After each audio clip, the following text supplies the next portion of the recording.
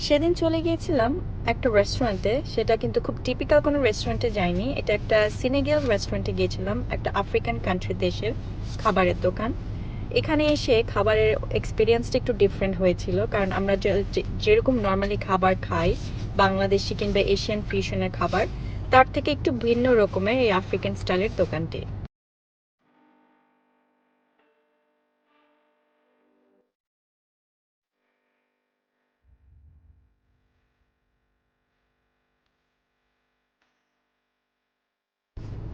Look at this vibe. Traditional African decor, colorful patterns, lights, একদম cozy আর aesthetic.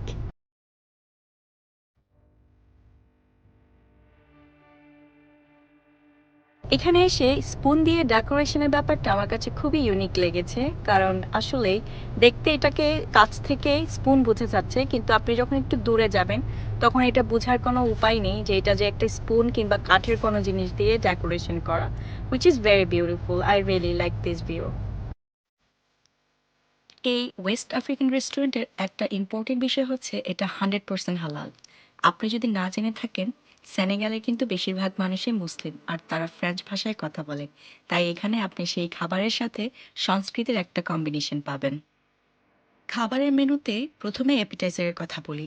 আপনি আসলে এখানে অ্যাপিটাইজারের জন্য নেমস আর ফাতায়াস অর্ডার করতে পারেন। লাঞ্চ মেনুতে পাবেন চিকেন বা ফিশ ইয়াসা, ল্যাম মাফে আর পিনাট সস দিয়ে তৈরি করা খুবই রিচ ফ্লেভারফুল একটা ডিশ। ডিনার মেনু আরও স্পেশাল, এখানে পাবেন গ্রিল করা স্মোকি ফ্লেভারের ডিবি ল্যাম্প আর ডিবি চিকেন। এছাড়াও আছে পুলে ব্রেস আর পিন্তাদে ব্রেস, যা আফ্রিকান স্টাইলে গ্রিল করা চিকেন আর গিনি ফাউল। ড্রিঙ্কসের মধ্যে আছে বিভিন্ন আফ্রিকান পানীয় যা খাবারের সাথে একদম পারফেক্ট লাগে। আমাদের ফ্রেন্ডরা এখানে এর আগে অনেকবার এসেছে, তাই তাদের রেকমেন্ডেশনে আমরা সবাই মিলে ডিবি ল্যাম্প আর ডিবি চিকেনটাই ট্রাই করেছিলাম। খাওয়া-দাওয়া শেষ করে আমরা সবাই আবার আমার বাসায় ফিরে এসেছি। এখানে ছোট করে আমরা আবার একটু ডেকোরেশন করলাম। এখানে আমরা একটা ছোট জেন্ডার রিভিল পার্টি করব। আর যেহেতু জেন্ডারটা শুধু আমিই জানতাম, সো আমি পিঙ্ক আর ব্লু কম্বিনেশন একটা ড্রেস পরেছিলাম। আর বাকিরা সবাই যে যেটা গ্যাস করেছে সেই কালারের ড্রেস পরেছে। আর আমরা এই তো ছোট করে একটা রিভিল পার্টি দিলাম। এখানে সবাই সবার মতো মজা করেছি, চা কফি খেয়েছি।